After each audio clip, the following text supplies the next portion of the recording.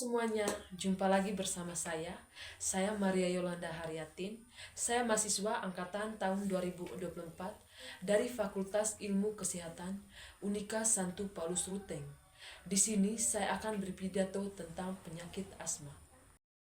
Tugas ini sebagai salah satu syarat untuk mengikuti ujian akhir semester mata kuliah komunikasi dasar keperawatan yang diampu oleh Bapak dosen Johan Jakri. Shalom, Om Swastiastu, Namo Buddhaya, Salam Kebajikan.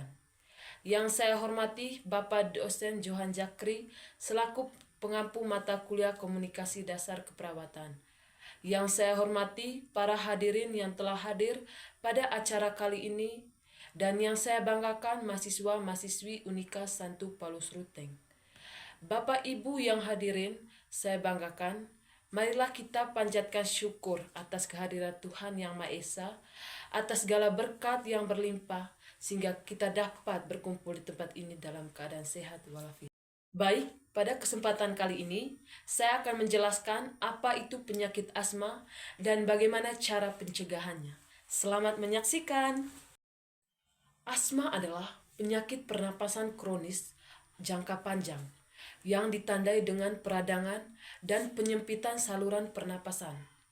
Kondisi ini menyebabkan saluran napas menjadi sangat sensitif dan mudah bereaksi terhadap berbagai pemicu, sehingga menghambat aliran udara ke dalam paru-paru.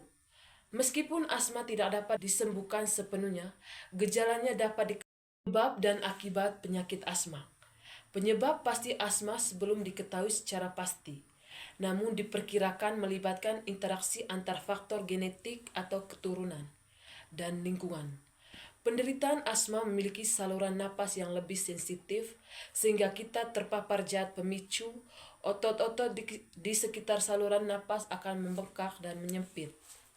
Faktor-faktor yang diduga berkontribusi terhadap timbulnya asma. Yang pertama itu atopi atau kecenderungan alergi. Yang kedua itu riwayat keluarga. Yang ketiga itu infeksi saluran pernapasan. Yang keempat itu paparan alergen dan iritasi dari awal. Faktor pemicu atau pencetus serangan asma. Faktor pemicu adalah hal yang dapat memicu atau memperburuk gejala asma pada penderita. Contohnya alergen, iritasi, infeksi saluran pernapasan, dan yang terakhir itu aktivitas fisik yang berlebihan. Gejala asma bervariasi pada setiap individu dan dapat muncul kapan saja, contohnya di pagi hari, siang hari, sore hari, dan malam hari. Tergantung pemicu beberapa gejala umum yang meliputi yang pertama itu sesak nafas, rasa sulit bernafas terutama saat mengembuskan nafas atau sensasi dada terasa berat atau tertekan. Yang kedua itu mengi. Suara napas berbunyi seperti siulan bernada tinggi saat bernapas, terutama saat menghembuskan nafas. Terkadang mengi hanya terdengar dengan stetoskop. Yang ketiga itu batuk. Batuk kering atau batuk berdahak yang sering dan berulang, terutama pada malam hari atau dini hari, atau saat beraktivitas fisik. Batuk ini bisa sangat mengganggu tidur. Yang berikutnya itu dada terasa berat atau nyeri. Sensasi seperti ini diremas atau ditekan di dada. Baik, cara pencegahan penyakit asma.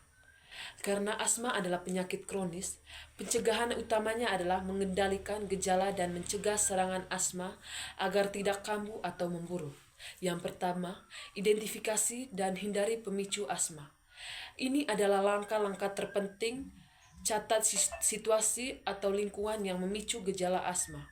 Lalu hindari paparan terhadap pemicu tersebut sebisa mungkin. Contohnya, kebersihan lingkungan yang rutin. Membersihkan rumah, menyapu, mengepel, atau mengganti spray untuk mengurangi tunggau debu.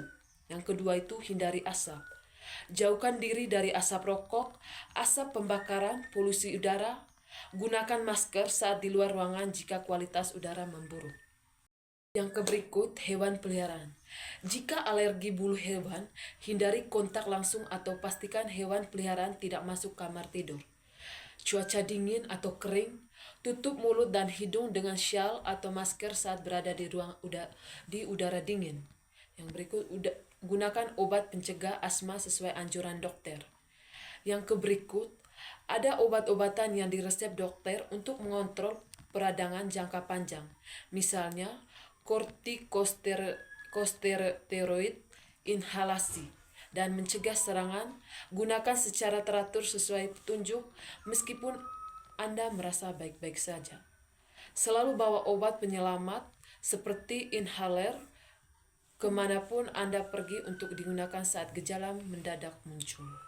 Bapak Ibu hadirin sekalian, mari kita sama-sama menjaga pola hidup yang sehat agar terhindar dari penyakit. Sekian dan terima kasih.